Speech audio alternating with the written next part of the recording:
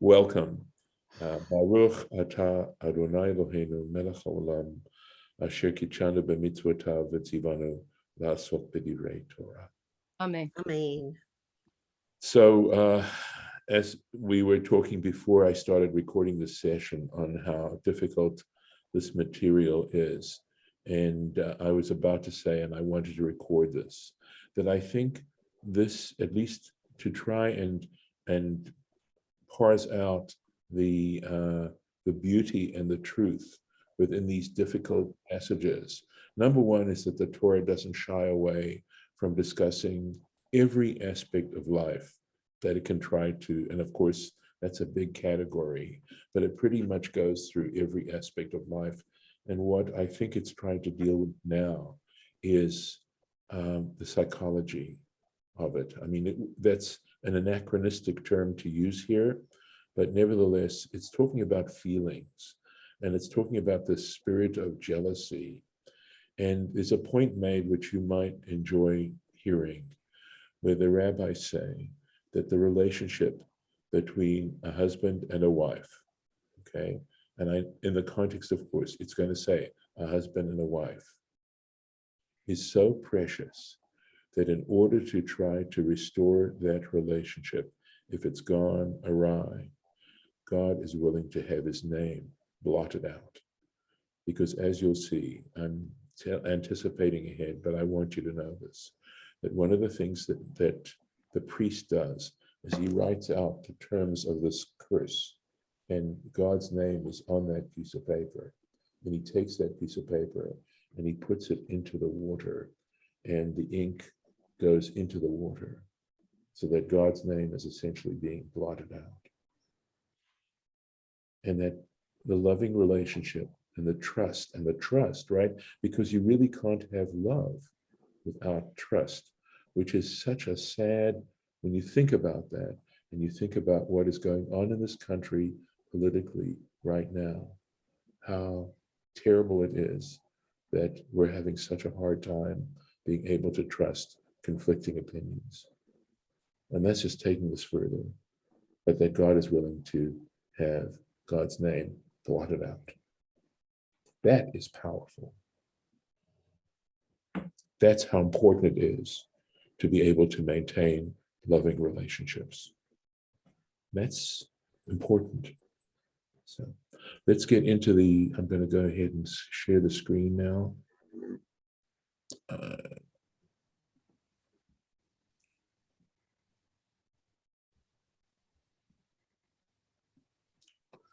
So we're still at the very beginnings of this, of course. So, va'avar alav ruach kin'ah, a spirit of jealousy passes over him. This is, of course, the husband. And interestingly enough, this is important because it's not so obvious from the text as we move into this. But Rashi tells us when this is happening. In other words, how the Torah is setting up the conditions for this. And he says, here's va'avar alav, kodem lastira. This is before she actually goes into a private place with this other man. So in other words, he has this feeling of jealousy towards his wife. And this happens before anything actually takes place. So maybe there's some sense, it doesn't tell us explicitly that he's seen her spending a lot of time with him, with this other man. It doesn't say that, it just says, but nothing, whatever the reason this is, that he's had, at least as we are looking at the text as it states now. So, V'kine et ishto, and it says, and he, kin'ah would be jealousy, right? I need someone to mute, please.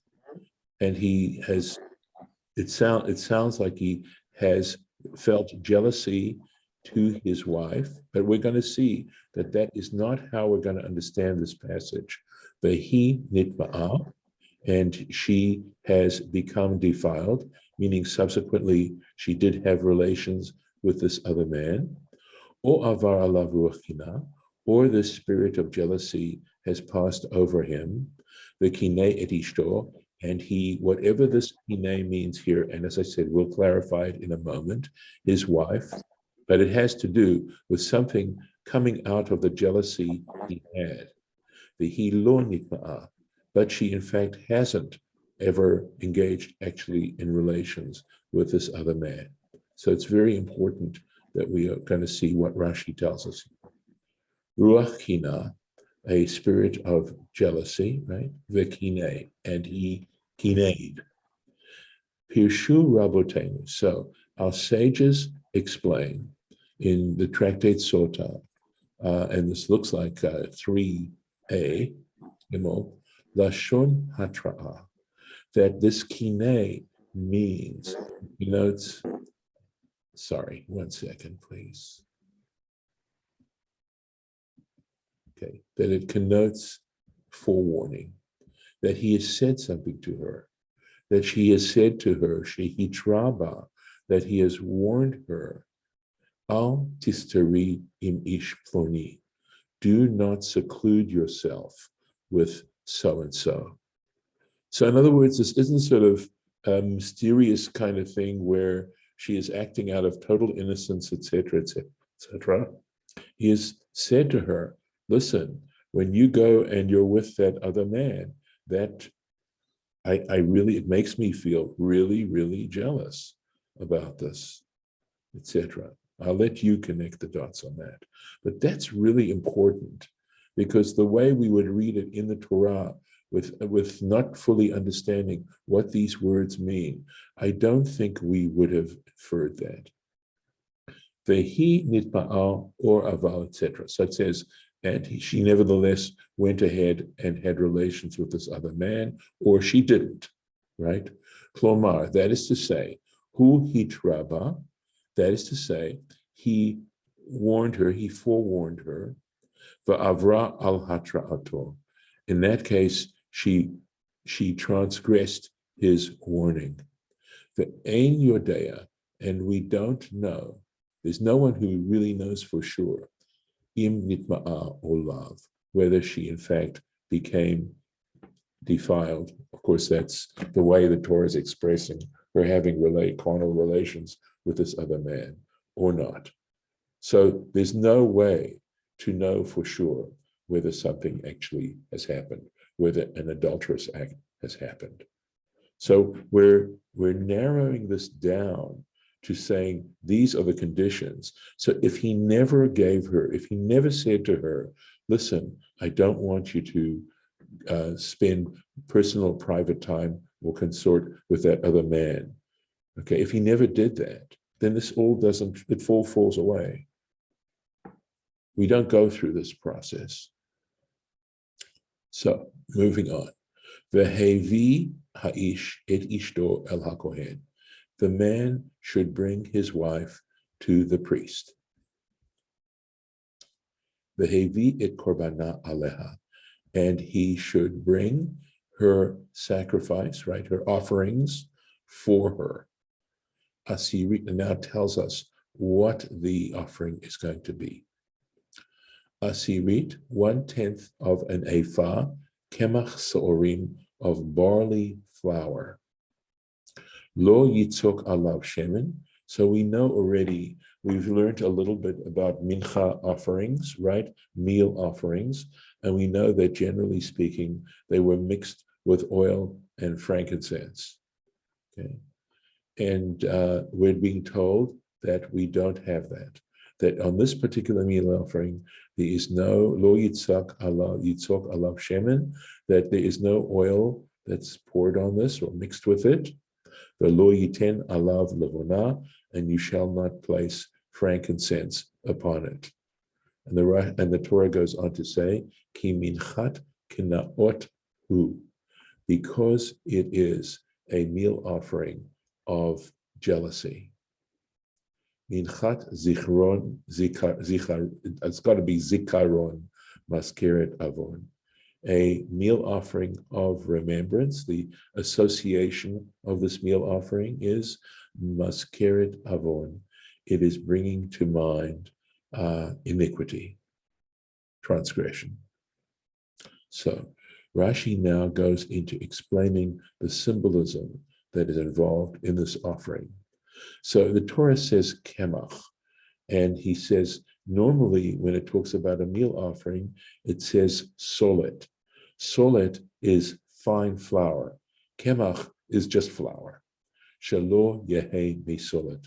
In other words, this meal offering needs to not be made of the best. It's made out of plain flour. And not only is it made out of plain flour, but it's made out of seorim. It's made out of barley. Velo chitim, and not wheat. It's not wheat flour. And again, he's citing the tractate Sotah on page 12. And what's the significance? He asta ma'aseh behema. She performed an act of an animal. So here's, the implication of this is that to become human, we have to, I've said this so many times, right? We have to be able to conquer our impulses. We have to be able to do it. And this, following this particular impulse is considered just acting in a way of an animal. The korbanah, and so her offering, me'ochel behema, or ma'achal behema, is cattle food. She brings cattle fodder for the mincha to symbolize the fact that she has not controlled her animal impulses, her animal desires. And now it goes on, lo yitzok alav shemen, you shall not pour oil on it. Shelo yehe korbanah mehudar. So the point about this is that her offering should not be beautified. It shouldn't be in some way made to be nice. So you've heard the term hidur mitzvah. That's a term that refers to beautifying a mitzvah. So, for example, if you have a lulav, a palm branch, you want to pick out the most beautiful one you can find, one etrog, a citron, right, for Sukkot, and you want to try, this is called hidur mitzvah, or in the case of, if you, for example, have a prayer shawl, then the bag in which you put the prayer shawl, you try to get something that's beautifully embroidered. So this all has to do with the concept of hidur mitzvah. But the point is, this mincha has no oil. So there's nothing to make this particular meal offering beautified. Shehashemen, he explains, Shehashemen karui or, because oil is referred to as light. Vehi asta b'choshech, but she performed this act in darkness. And I made a note, I checked out, this is Safari, I was very helpful here. And they pointed out that oil is sometimes referred to as yitzhar. Certainly it's in the Torah where it talks about your corn, your wine, and your oil, I believe in the second paragraph of the Shema, and yitzhar is understood as oil, your corn, your wine, and your oil. So from the word sohar, this is related to the word, I got put in Department of Redundancy going on here, sorry. Oh, heavens. Sorry, I'll see it. There we go. Let's see if I can do this. I'll do this another time. There we go. Meaning light. So that's the symbolism there. Velo yiten alav levona, you shall not place frankincense on it.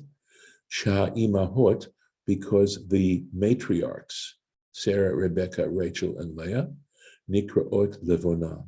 There's sometimes they use the metaphor of frankincense to refer to the matriarchs. Shne'emar, as it states in Shir HaShirim, in the book Song of Songs, El Givat HaLevona, to the mountain or to the heights of frankincense. And that's understood as a reference to the matriarchs. Vehi Pirsha Midachehem, and she turned away from their ways, the ways of the matriarchs, who were modest and loyal, faithful, etc. So no frankincense. Ki minchat kenaot hu. Rashi is going to tell us that we would expect the word kenaot as feminine to take this pronoun he, or rather the article he, which is the female version of the feminine version of the definite article. So who can refer to, of course, is masculine, and so he's explaining the grammar of the Torah here. Hakemach hazeh, okay.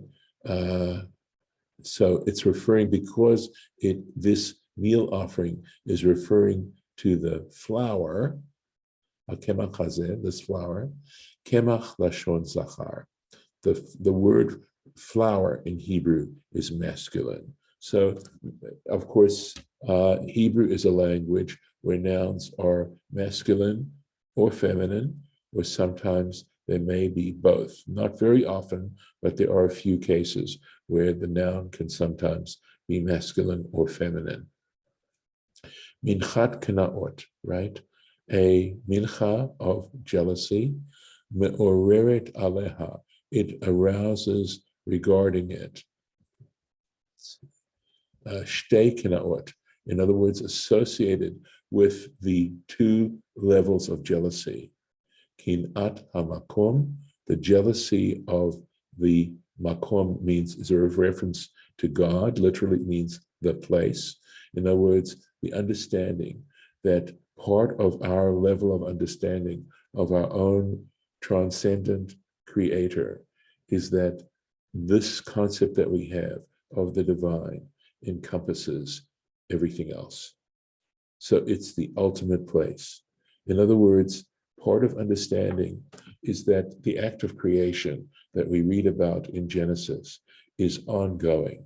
The fact that I'm speaking words to you right now, or any element of all the processes that go on throughout entire reality, is actually because it is divinely caused. That there's a divine element to every dynamic, every moment, every reality. So of this universe, of the universe, and that the divine is the one that makes it all possible. There's this one cause for all of it. So one, jealousy, right? Because this kind of behavior creates problems in this great place that we're in, right? The kinat habal, and the jealousy of the husband.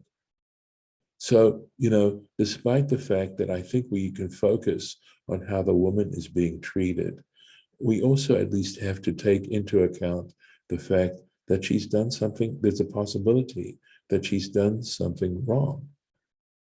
And because in our culture, we may not consider adultery to be such a terrible thing, certainly we don't, generally speak, have any legal recourse regarding it. It doesn't mean it's okay. Because of anyone who has actually experienced a family where adultery has taken place, it is incredible the damage it causes. So,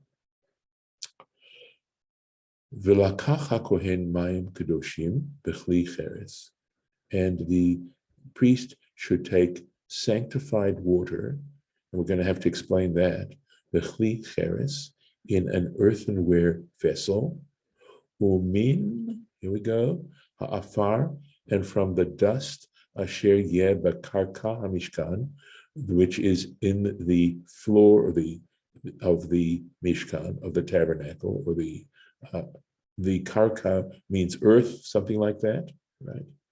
Yikach hakohen, the priest shall take v'natan el hamayim, and he should take that dust and put it into the water. So again, I think even though There may be other symbolism that I can think of regarding the water and the dust. Remember, that's how God created human beings. He took the dust of the earth and he put water in it and formed human beings.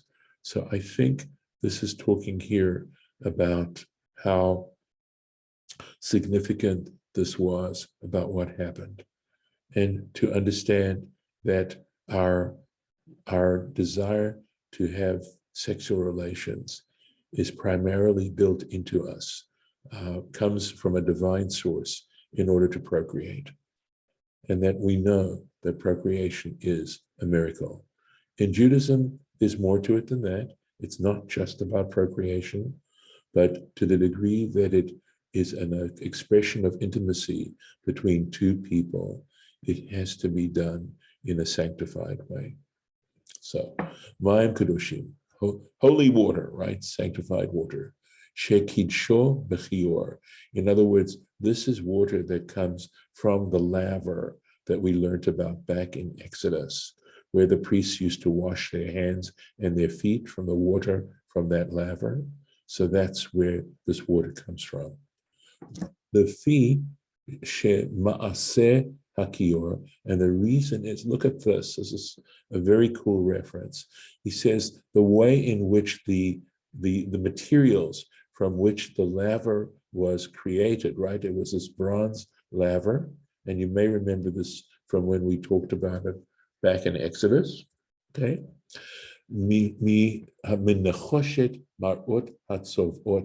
this came from the brass, right? The brass of the mirrors of the women who served at the entrance of the tent of meeting. And we learned that story about, and that had to do with the fact that when the people in the Israelites in Egypt were told basically that the boy babies were going to be thrown into the Nile. Remember, Pharaoh attempted to kill all the male children, that the men no longer wanted to engage in sexual activity, in procreation. And the women would go out into the fields and they would play around with their mirrors to tease their husbands. Because the women said, well, okay, it's true, the boy babies may be killed, it's a possibility, but what about the girl babies? So this was considered an act of devotion, the desire to procreate, and so that's why it came from these mirrors, that the bronze laver, which was what the priests had to use, the water from it, to prepare themselves to offer any offering, was made from this. And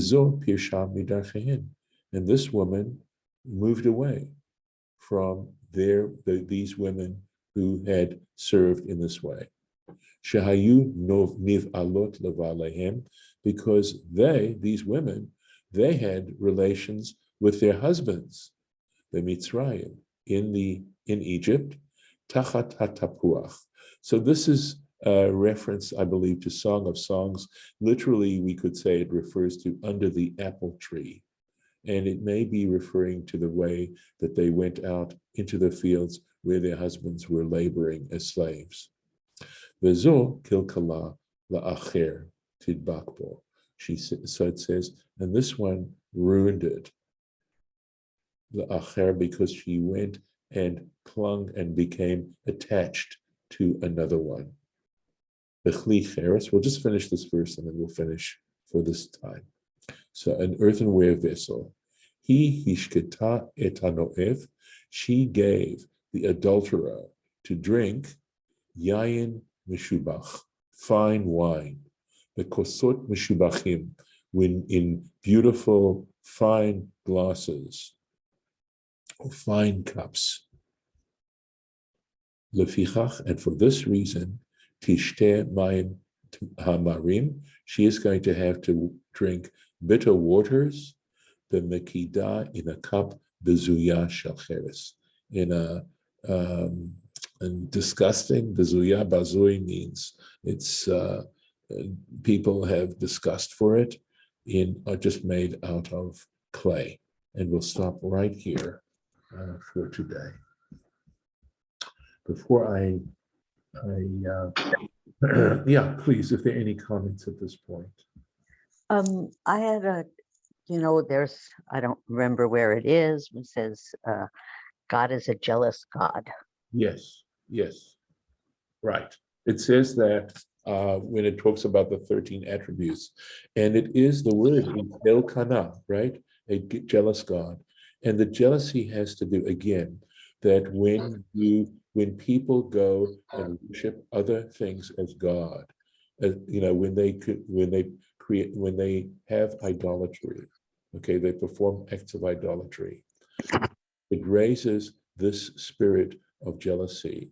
And it's not to, in other words, somehow minimize God, but to describe the horrible feelings that this creates in the world, right? In the spiritual universe, that the lack of faithfulness and this going after other gods and not the ultimate source of the universe raises this kind of awful, awful feeling.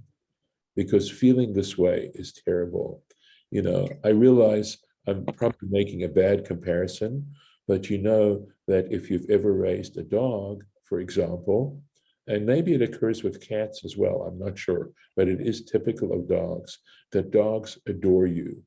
And when you go and show love to someone else or to another dog, they can't stand it. They feel terrible. But I think as human beings, it's also a feeling we have that when somebody when people are partners and one of the partners goes and breaks faith and has a close relationship with someone else, it creates terrible feelings of betrayal, essentially betrayal in the other person.